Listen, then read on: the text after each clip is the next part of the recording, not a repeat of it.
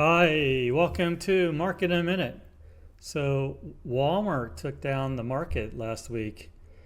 We'll talk about that. We think the stock is dead. It broke through a support level. It's headed to another support level. We think it's a kind of a long-term revaluation that may take multiple years. Believe me, I've seen this before. It takes a long time to get these quality growth stocks that everybody plows into to a reasonable level. We think it's dead money. On Nvidia, they report on Wednesday, so we'll see what they say. We have some expectations. We outlined in this video as well. And then just as kind of a bottom line on Nvidia, we don't like Microsoft, but we like Microsoft more than we like Nvidia, and I'll explain that. And then the rotation, we think the rotation continues. So we're seeing some nice rotation this year. Started last year. A lot of those groups got oversold. They continue to move higher. Now we need some of those stimulus, that stimulus to kick in from Trump to continue to see these groups to move and or money rotate out of the large cap technology stocks like we're currently seeing.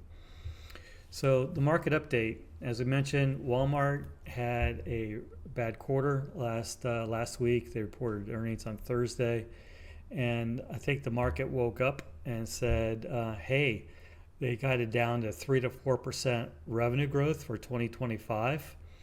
Well, inflation is running at 3, so if it's 3 to 4% revenue growth, does that mean we're not going to have any economic growth this year? So you take the nominal growth minus the inflation, it equals 0, right?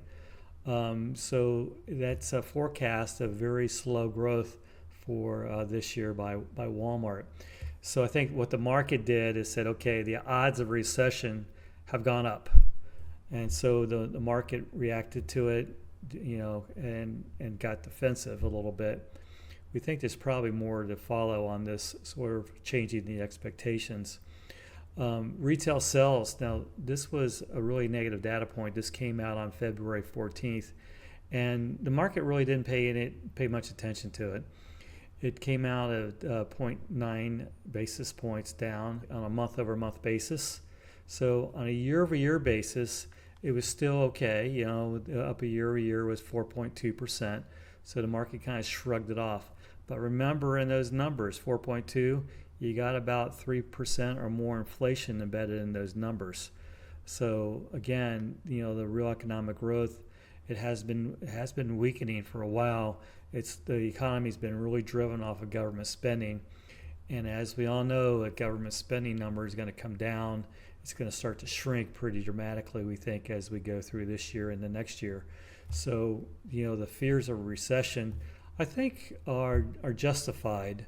But it's going to be one of those recessions where things are turning positive. That's a positive recession rather than a negative recession, in that you get government resources moving to the private sector, which are much more productive. So we're kind of bullish on that aspect, but we have some pain probably to get through. I mentioned a couple weeks ago that I thought that the earnings reports were indicative of a weakening economy. I didn't feel great about what I was hearing on these conference calls, and we're starting to see that play out a little bit.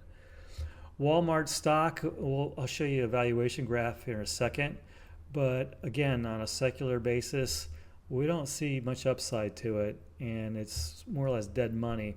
If you've been in the stock for a while, you probably can't sell it because your gains are too high. But the biggest mistake I see investors making is sticking with companies because they have such large gains and just letting their money just die because of that over time. And it takes a long time for these, secular growth companies that go into a very long slowing period. It takes a long time for it to readjust and start growing again. Dollar Tree reports on Wednesday. So this was a nice secular growing company. Good company, those little discount stores all around the country, and we think they're going to maybe spin out their Family Dollar stores. But anyhow, at 12 times earnings, we think that if the fundamentals turn, you got a big move in the stock, and maybe it's a little bit they got hit early in this process as Walmart was doing well and taking market share, just generally speaking. Dollar Tree customers were really impacted by the cumulative effect of inflation, and that's probably on a rate of change basis, kind of working its way through their customer base, and maybe we'll see some growth next year. So at 12 times, we think that's a compelling stock that has been a good grower over time. Nvidia reporting on Wednesday. So here's the numbers on Nvidia. So the street expects 37.9 billion in revenues. That's versus 35.1 billion in the previous quarter. So it's this game that's played every quarter. Nvidia tends to do 4 to 5 billion better, and that would put the revenue up as high as 40 billion. Maybe it could come in at 41 billion, but it's somewhere in that direction. And the problem with Nvidia is that there's such massive spending this year. But we think that next year we're going to see a flat to maybe down spending on AI infrastructure. So we're getting kind of towards the end of this stock move. That's our opinion. You can have other opinions out there that say, oh, we're in the first inning or the second inning of this. I don't think so. I think they're spending so much money, they're building the capacity, and there's probably better, cheaper ways of doing this over time. So we'll have to see how Nvidia reacts. But again, there's tons of capital spending coming at this, and it's not sustainable. So therefore, Nvidia stock is probably not sustainable either. But again, we'll see how it turns out on Wednesday. It's an important data point. So Wednesday after the close. Valuations. So here's Nvidia here. This is a revenue multiple of Nvidia. Obviously, it's gotten higher. I mean, it was in the close to 30 times revenues at one point. 24 times revenues, and it's 17 times revenues currently. But you go way back in time, this was a couple times revenues, sort of multiple for this stock. So it's moved in a huge way. It's a cyclical company. Just keep that in mind. Now we compare it to Microsoft. Why compare it to Microsoft? Because we think it's, Microsoft is one of their bigger customers. Nvidia has margins that are software type of gross margins, so maybe it is a fair comparison. But the big difference is Microsoft's revenues are reoccurring, and Nvidia, they have to go out and hustle it every quarter. Granted, they have a nice backlog of revenues, but it's not the same type of company. But it's getting nearly twice the revenue multiple as one of the great all-time U.S. companies. We don't really like Microsoft either. We think they're going to go into maybe a slowing period, and they're spending a lot of money, so there's a lot of depreciation charges to occur as well. So we think that we would rather be in Microsoft than Nvidia at this point. And Microsoft is close to, it's right around $400. If it breaks $400, that's not a good thing for Microsoft stock, as there's the support level is nicely below where that 400 is. So Walmart, as we mentioned, 35 times. You look at the history of Walmart. Now this is a 10-year history, and it trades up to maybe 22 times, maybe as high as 24 times. And because of the every growth manager in the country seems like they wanted to own this, because it was like one of the last few places you could put money besides Costco and TJ Maxx. Over the long term, we think Target's going to improve, and it's maybe a third of the multiple as Walmart. So if they actually can get things moving, we think that could be a good replacement for some growth managers. But in the retail space, it's been very tough. And Walmart stock, it clearly reflects, probably best case. And you can see what happens when they stub their toe. When the economy slows down like it has been, Walmart stock really took it on the chin last week, and we think it probably continues for a while. Dollar Tree used to trade at 19, 20 times earnings, and it's down at 12. I know it's hard to buy Dollar Tree if you've ever been in one of their stores, but we think that this is a secular grower. Dollar General, same way. Dollar Tree has the catalyst that they probably will spin out Family Dollar at some point and realize that value.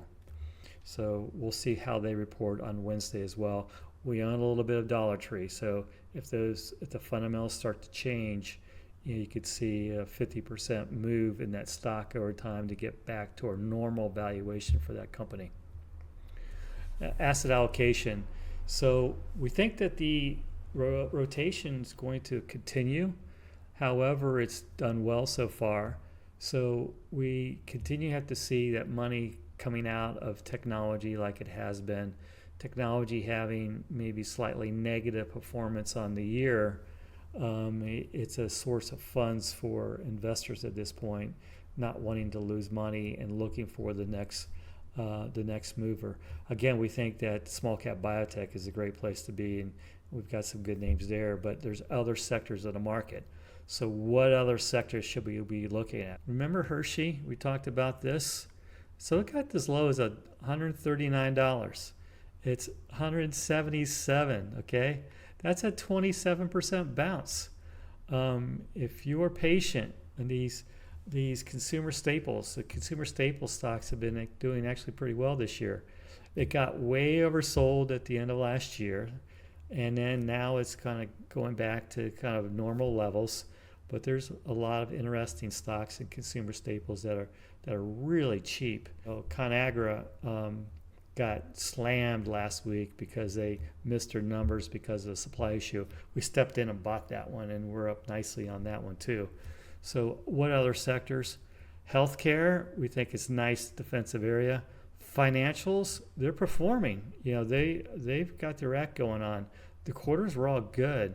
Industrials, I don't have a lot of good ideas here, but just generally speaking, this will be an area of growth as we build back America again in terms of manufacturing.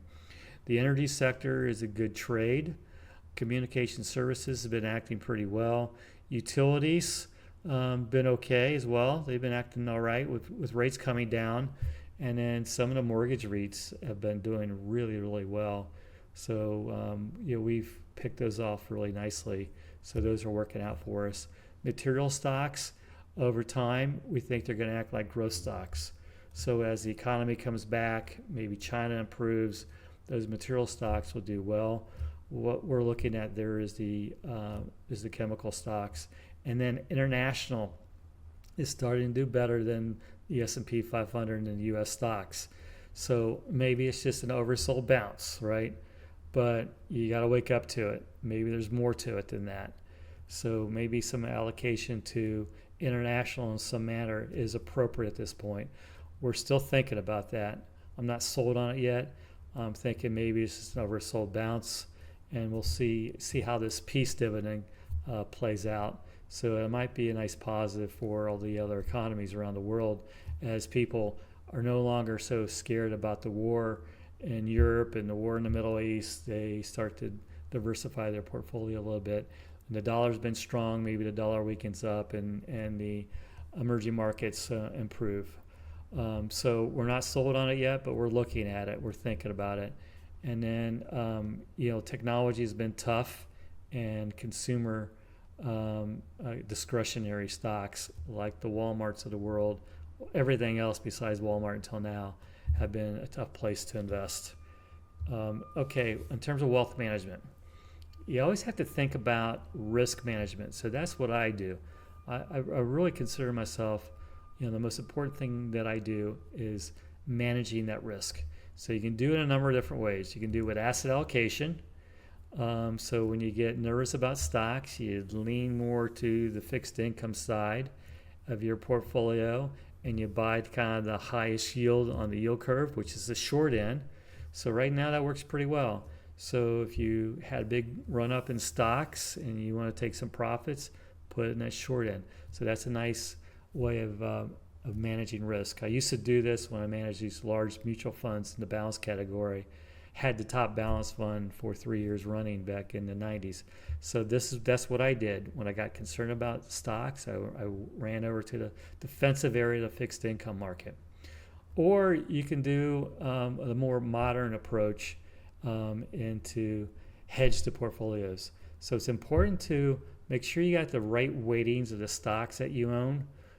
Overweight the ones you really think have that upside potential, have a secular story, that are attractively valued, things like that you can maybe have a little bit larger position in. But things on the margin that you don't like so much, get rid of them or pull back the position size. Now on hedging, so this is important. So how I go about this is as we start to break moving averages, which we did a little bit, so being cautiously bullish, that really means I'm cautious, right? But I don't know what the exact timing is to turn negative. So I'll use hedges when I think it starts to roll over where it makes sense. So I've been using the Russell 2000. I know it's an area that I really like. I like the Russell 2000. And you go and look at the chart here. You can see it hit the 200-day moving average. So it's come down a ton, right? Hit the 200-day moving average. It should bounce from here. And it kind of went through this on Monday. So we'll see if it could come back above it. If it does, then I'm going to just take the hedge off for a while. We'll see. But this is a very volatile area of the markets. I think it's a really good area to use to hedge if you have any small cap exposure.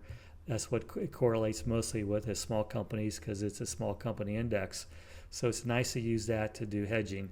And then I also like using the S&P 500, and it hasn't performed as well, in terms of a hedge as the Russell 2000, but it's there for the rest of my portfolio. And so we have more so on the Russell 2000 or hedging than we do the S&P.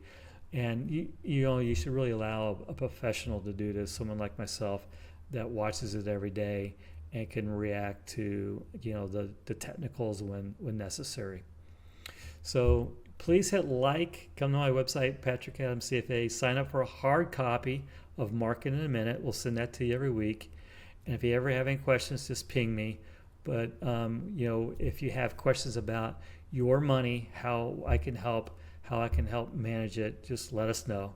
Take care.